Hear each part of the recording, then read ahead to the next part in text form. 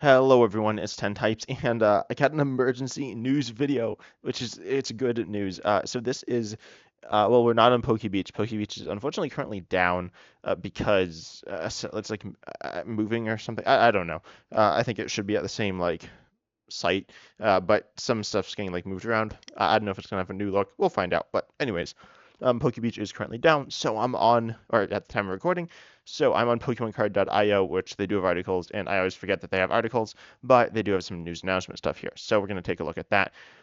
And there are a few cards. Let's see, there's a bunch of stuff about like Ogre Ponds and stuff, but that's fine.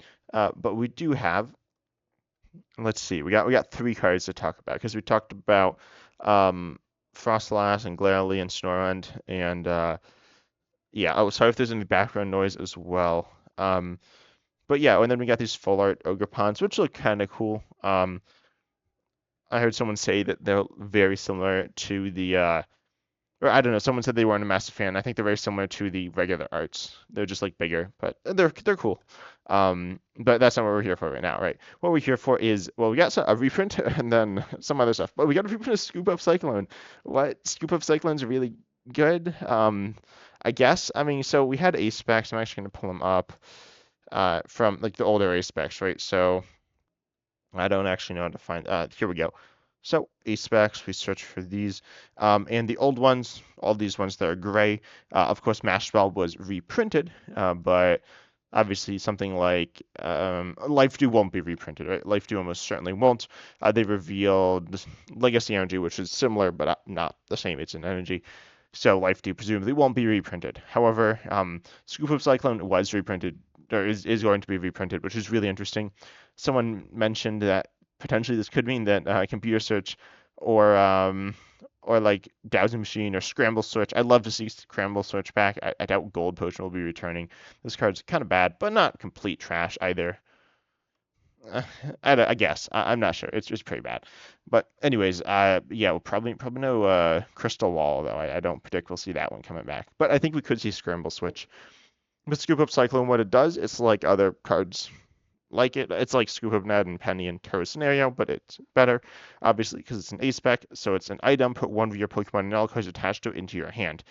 So this is good in I mean, it's pretty good in every deck, right? The idea is like it can be a Scoop Up Net, and you don't lose the stuff, which is usually good, except in Gardevoir, and so that's pretty useful if your opponent's going and like damaging you. Say you're running Torterra EX. I've been playing a lot of Torterra EX recently, or some, not like a ton, but some. And that you would love to have a card like this as it is a heal and you don't lose the energy. And the list doesn't play a ton of energy. I've actually been adding more. Every time I change it, I add more.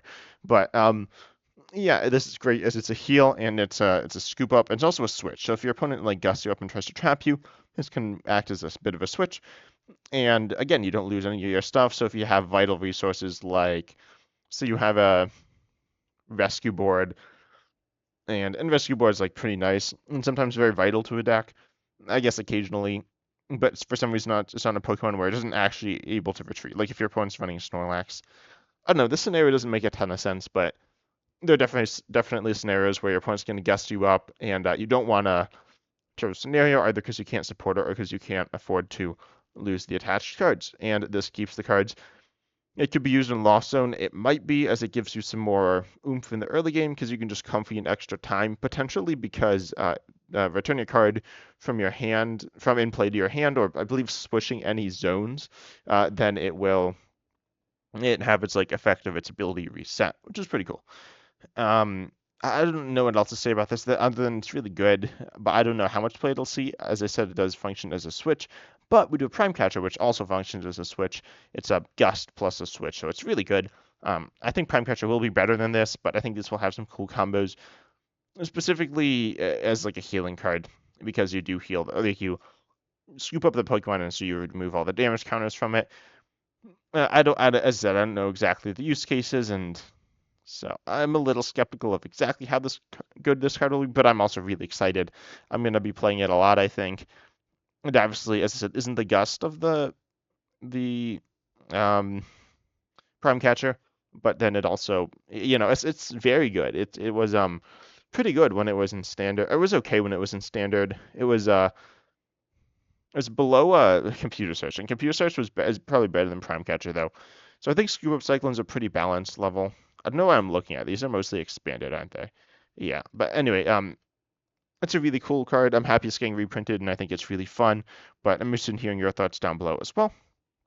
Then we have another card to talk about, or I guess two. We got a Chansey, which is not completely trash, but not very good either. I guess it can. Oh yeah, no, it accelerates basic energy, so that's fine. But we got this really wacky Blissey EX, which is it's like the definition of a utility Pokemon with like some versatility, but it's not like insanely good in any specific area. Other than HP, 300's good. It's about as high as we've seen, but also like it's not absurd. Obviously, like Charizard EX has more HP, and there are a number of Pokemon with more HP or effectively more HP, like Estian Gudra V-Star, for example. But we have an ability here. Once during your turn, you may move a basic energy from one of your Pokemon to another one of your Pokemon, or basic energy card, which doesn't make a difference. But yeah, so that's really interesting. We've obviously seen cards like Bronzong. We have Armarouge in Standard. We've seen Aromatisse.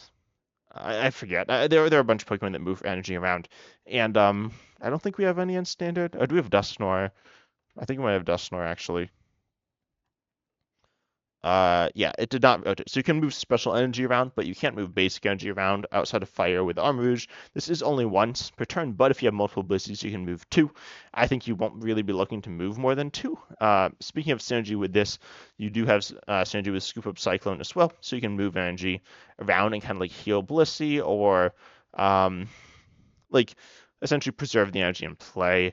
Obviously, then it doesn't matter if you discard the cards or not. So you could just Turbo Snare. Obviously, that's a supporter as well. So there's a lot of stuff going on here that would like pros and cons, but just interesting to consider.